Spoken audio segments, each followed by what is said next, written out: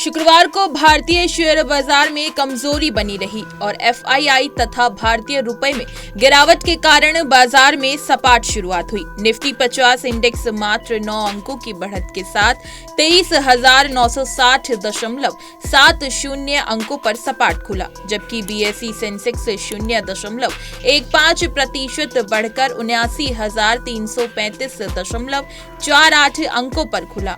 विशेषज्ञों ने कहा कि अमेरिकी फेड द्वारा ब्याज दरों में कटौती के चक्र में अप्रत्याशित कमी ने वैश्विक स्तर पर बाजारों को झकझोर दिया है। हालांकि साल के अंत में तेजी की संभावना भी अभी बनी हुई है, लेकिन एफपीआई द्वारा की गई बिकवाली ने बाजार के लिए फिर से तेजी लाना मुश्किल बना दिया है।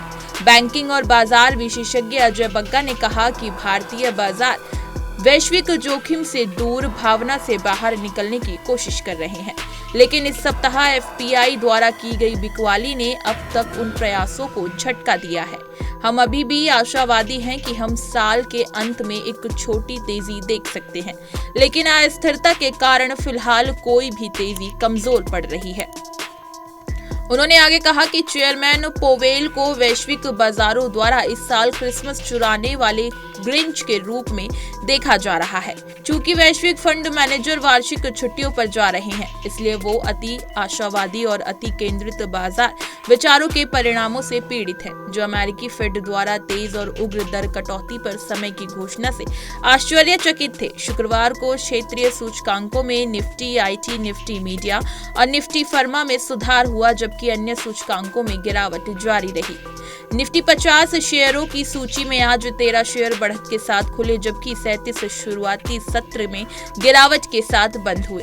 अगले साल कम दर कटौती में अमेरिका फेडरल रिजर्व के संकेत के बाद दुनिया भर के बाजार दबाव में है, जो कि अनुमानित 3 या 4 से कम है।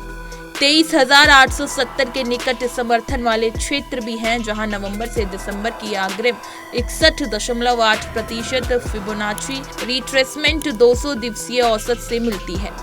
आरएसआई द्वारा मापी गई 3 दिवसीय गति 10 से कम है और हर बार जब ये एकल अंकों में चली गई है तो प्रचलित डाउन ट्रेंड या तो रुक गया या अगले कुछ सत्रों में एक सामरिक बढ़त को ट्रिगर किया है। एक्सिस सिक्योरिटीज के शोध प्रमुख अक्षय चिंचलंकर ने कहा कि अन्य एशियाई बाजारों में भी शुक्रवार को भावनाएं कम थी। जापान का निक्केई 225 सूचकांक स्थिर रहा, जबकि उसके केंद्रीय बैंक ने ब्याज दरों में वृद्धि नहीं की, जबकि ताइवान, दक्षिण कोरिया और इंडोनेशिया के बाजारों में बिकवाली जारी रही और ये रिपोर्ट दाखिल करने के समय लाल निशान में रहे।